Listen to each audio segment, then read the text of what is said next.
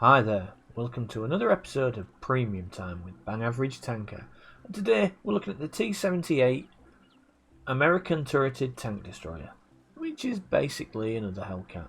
It's kind of like a Jackson turret on a Chaffee hull. Now this has been out, it was released around the 4th of July for the good old American Independence Day. And it was available to purchase for a week, and currently at the moment, when I'm releasing this video, it's not available for sale. So, if it ever pops up for sale again, you should probably buy it.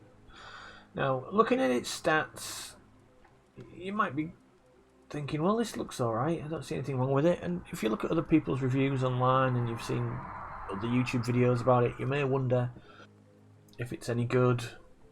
There's people saying it's not so great, there's other people saying it's wonderful. I'm going to give you a bang average review of it, but first of all, let's look at the stats on Tanks GG. I'm comparing the T78 to the Hellcat and the Jackson. They're both either two tier 6 TDs that kind of like go along with this in the US tech tree.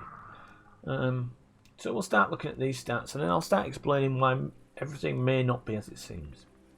So first off, you look at the DPM, and it's got 1,809 versus the Hellcat's 1,766 and the Jackson's 1,877. Now they're all using a 90mm gun, and this change in stats all comes down. The change in the DPM all comes down to the rate of fire, with the Jackson having the better rate of fire and the better reload time, the Hellcat having the worst, and the T78 being somewhere in the middle. So again, average shell velocity is 853, maximum range is 720, ammo capacity is 47 for this one, 47 for the Jackson, and 30 for the Hellcat. So the potential damage is better. So you think, well, these all seem about this, apart from this slight mismatch in DPM, these all sound very similar. So like the Hellcat's one round where so like slightly worse, the Jackson slightly better, and this is in the middle. So let's start looking at some of the other gun handling things, and some of the other things, not just the gun handling, but some of the other stats that are going to affect this tank and how it plays. So immediately see that it's got quite a high aim time of 1.92 seconds, versus 1.63 on both the Jackson and the Hellcat. It's also got slightly higher dispersion. Now, what's dispersion? Dispersion is how far the gun blooms. So it's got a bigger bloom than both the Hellcat and the Jackson, and the dispersion when moving it's actually better than the Hellcat. So the Hellcat's actually worse for this tank. But as you can see, this is kind of like the dispersion. So this is how much the gun blooms. Yeah, when you're moving, or when you're turning the turret, or when you're turning the tank, or when you're firing. These all affect, or when your gun's damaged even, or when your turret's damaged, or when these all affect your aim time. So these are all making your bloom, the target, that circular target, they're all making that bigger. So these can all have quite a serious effect. Now, for some of these, the Hellcat is worse, a lot worse. So it's got worse when moving, worse when firing, and worse when turning. Worse when the turret's turning, worse when the tank's turning. The Jackson is better, but these, for the Hellcat, these are kind of offset by the fact that the aim time's less. So the zoom, it will close in that circle. Your aiming circle will close quicker. Now for the Jackson, this is awesome because the Jackson's got the same high aim time as the Hellcat, but it's got better or equal dispersion than the T78. So not only has the Jackson got a higher DPM, the Jackson's also got better gun handling. How? So comparing these tanks, you should be saying actually, well, of these three tanks, the better one is clearly the Jackson. So for anyone out there who wants to play these tanks, that's going to be your marker. So put your crew in the Jackson and see how that plays. Anyway, Looking onto the mobility, so it's got forward speed of 55 miles an hour, which is again faster than the Jackson, slower than the Hellcat. It's faster reverse, faster. It's got better engine power. Weight's quite heavy, but it's got its power to weight is probably on par with the Hellcat, and it's a lot better than the Jackson. So the Jackson is going to be heavy and sluggish. That's the issue you're going to see with the Jackson. And we'll see later on why that's the case. So these are your speeds, your turret, the terrain. Sorry, these are your terrain resistance, and then these are issues as well with these tanks. The turret traverse speed. Now this is actually quite fast, even though it feels like it's slow within the game. It's actually faster than the Hellcat and faster than the Jackson. I don't know why. It just seems slow. I mean, and I'll show you it playing it that it feels slow. The tank turns relatively slowly as well, but again, that's on par with both the other two, which is the same. And then its terrain resistances are actually better than the other two tanks, so that's okay. It should be, it shouldn't be slowed down as much. It should be able to accelerate a bit better. So looking at armor, so compare this, and this is why the Jackson's so slow. So the T78 has got 25, 25, 19 on its body. So front, sides, rear. The Hellcat is 12, 7, 12, 7 all around.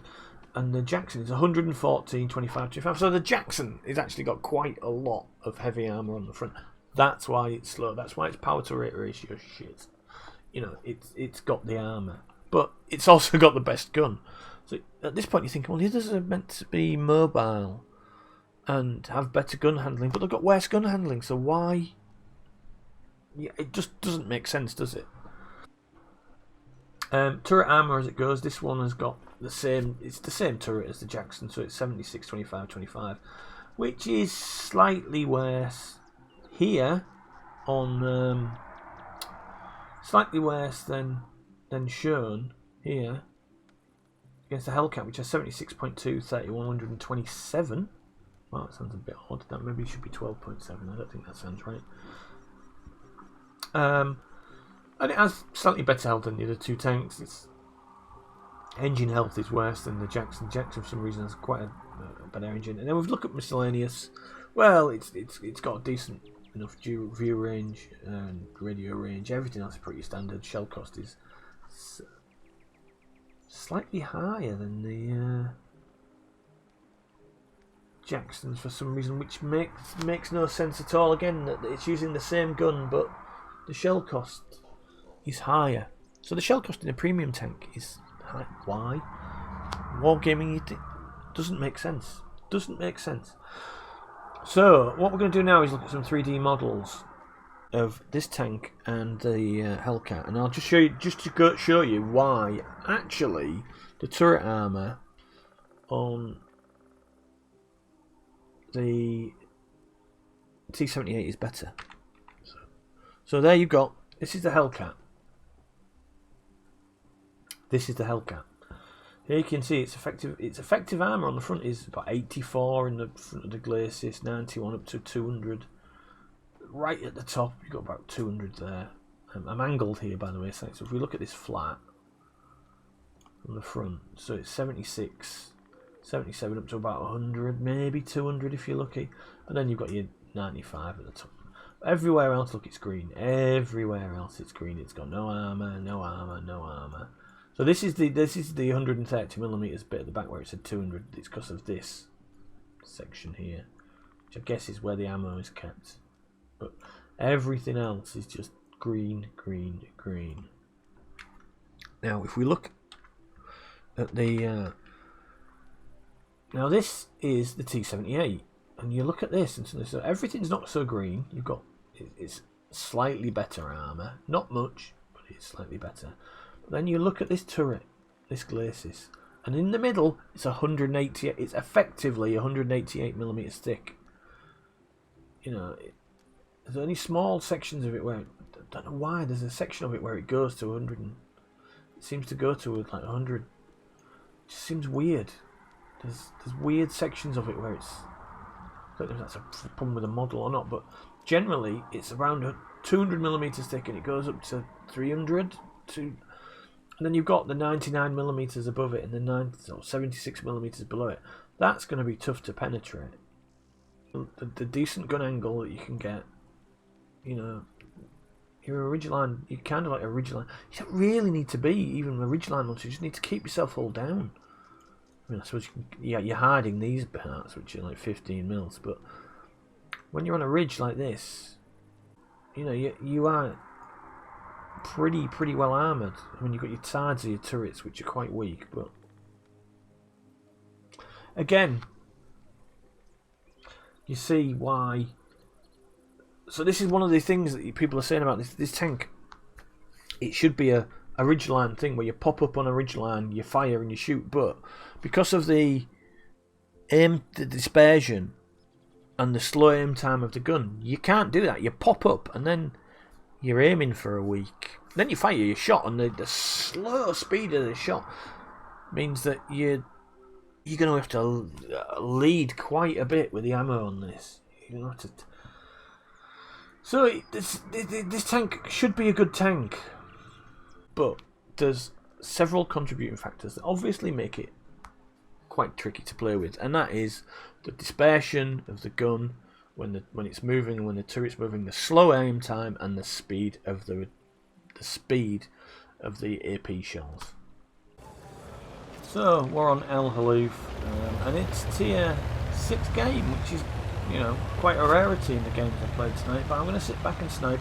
This replay isn't a great replay, it's a third class, but it's just a good couple of examples of armour use, so I'm trying to get my tank a bit hull down. I'm not in the best position as we stand at the minute. And I'm looking for the enemy tanks to appear over there, and I'm just waiting for them to come out. And we'll skip ahead now to the first few shots. The enemy just coming into my view range now, so I can see the T72. Can't get any shots on him though, he's behind the hill. I can't. The poodle. Can't really. I kind of missed the poodle being there.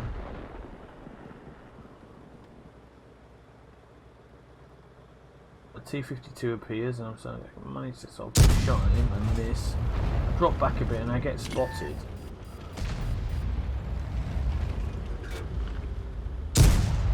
Another shot. I think that the slow aim time, my track. So that's the first sort of armour use there. So what has happened is the Cromwell has fired AP and it's hit my tracks. I can't remember, where was the Cromwell? The Cromwell's right at the back over there somewhere, so the Cromwell has hit my tracks. I think it's on this side as well. But he's hit my tracks and done no damage really. He's critted my tracks and that's it. Again, drop back behind the rock. Try to stay in cover. T3485 is there. The poodle somewhere, which I'm not really taking any notice of. I'm leaving that for everyone else. I'm trying to keep an eye on these things. T34's now taken out. And I'm just waiting for the enemy team. So they should be pushing down this flank now. But we are winning the game quite convincingly at this point. So we're definitely going around the back and winning. Oh, SU-100's pushing up. There's the Cromwell.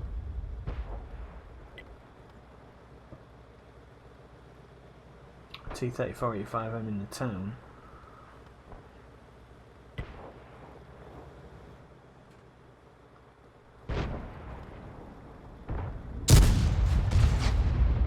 So I'm trying to snipe the OI now. I'm also trying to work out if I can get shots against.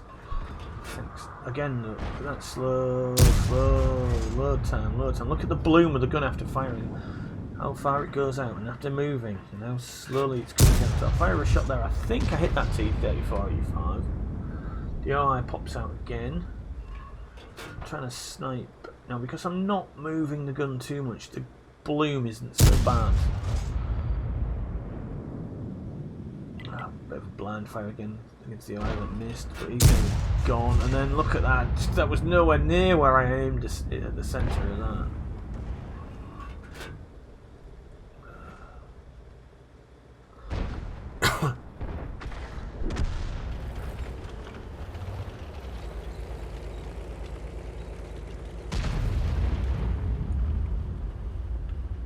So I'm getting ready to move off now because I think we're kind of like we pushed at the top, we're pushing through the middle, and we are pushing along this side.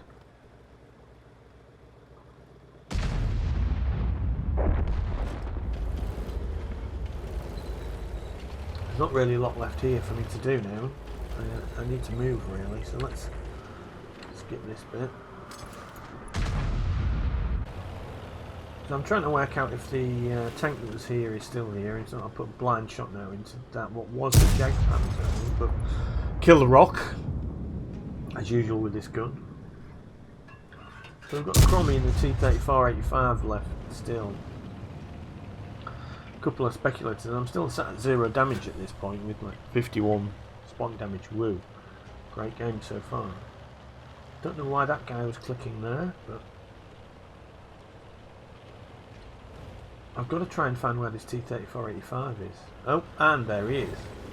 So we go slow aim. Don't wait for it to go from that time. I couldn't really miss it that range. Right, so he fired his first shot there. So looking where he was, he hit. So he was aiming at my turret. We can see where it hit low on the turret. That went through.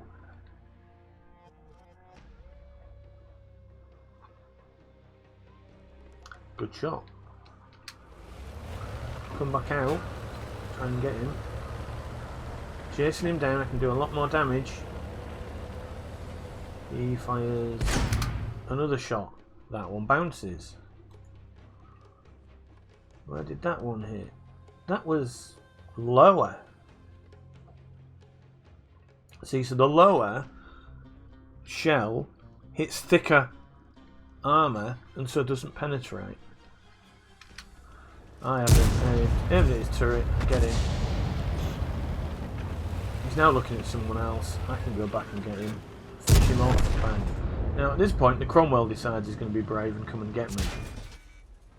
But the Cromwell is a one shot, so it's merely a case of me getting shots in. Look how slow the turret turn is though, the track turn is. But yeah, one shot, bang, it's gone. It's just a case of the Jagdpanther now, and then we're all tidied. Oh. And the arty finishes him off, and we've got a win.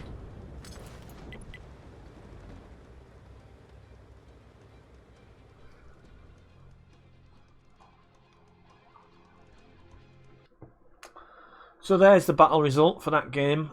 It's a 3rd class. I didn't really do a lot. I got duelist, fire for effect. 32,910 credits.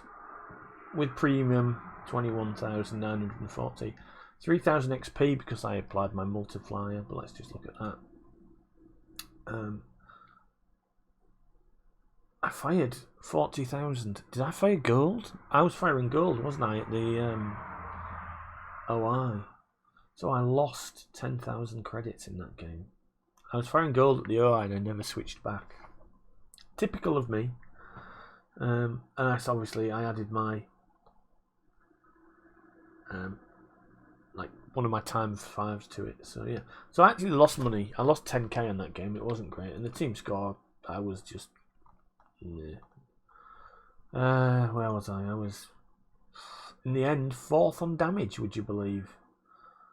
And 4th on XP, 5th on XP, 4th on damage, 5th on XP. After such a bad start at the end, that was shockingly ridiculous. So this game is probably one of the better games I've had in this tank. Again, it's actually a tier 7 game, but it's a 3-6-6 game, 3-6-6 matchmaking. So 3 tier 7s, 6 tier 6s, and 6 tier 5s.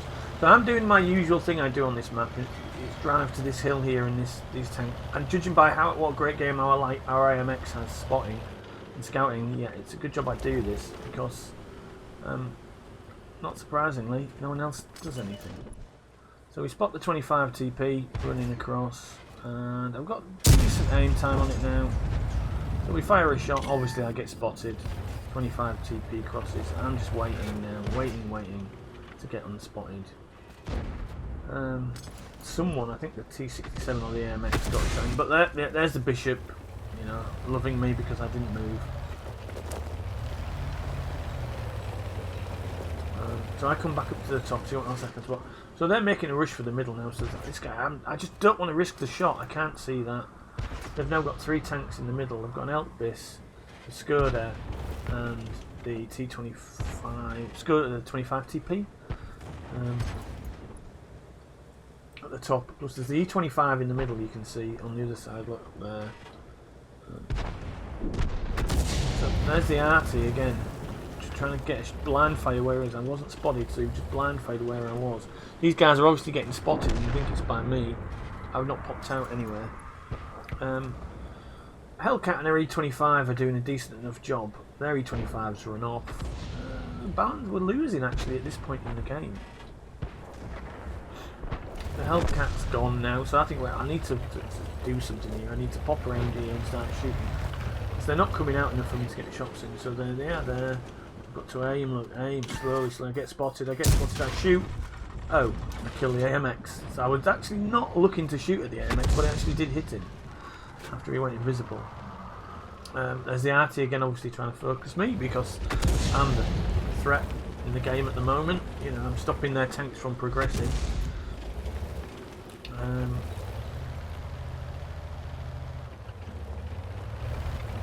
So again, pop out, slowly aim at T24, turret shot, get him, gone.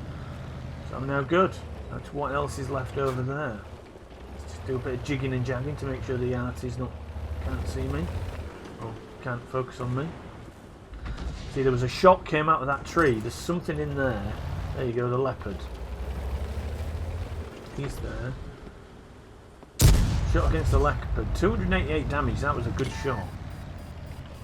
Again, spotted obviously, so let's make it look like I'm doing something odd. Keep the arty from focusing on me. The T43 destroyed someone. M44 destroyed the T67. So they've got a lot of stuff up there. So there's their M44. What's he doing there? Wow, or one of their M44s. They actually had 2 M44s and a bishop, I think. So it's 3 arty game. Yay, 3 arty. We love that. But I'm pretty sure their T67 is in that corner. So I fire a shot. Yeah, it doesn't hit him. Get spotted though. Oh, the leopard gets some shots into me. Not good. Not good. We've got no one backing us up at this point now either. The Leo has pushed. There's the bishop trying to get a shot on me. Fortunately, I get no splash from the bishop, so I'm safe. Leopard's out again. Leo going to be able to deal with the leopard? Yep, Leo deals with the leopard. So this is it, I think, right, let's go. The Leo's going, I'm going. I don't think there's a lot left out there, to be honest. I still think the T67 was in that top corner. Up there he is, he was there. Leo deals with him. Oops, I'm driving into every obstacle I possibly can to try and get across this middle.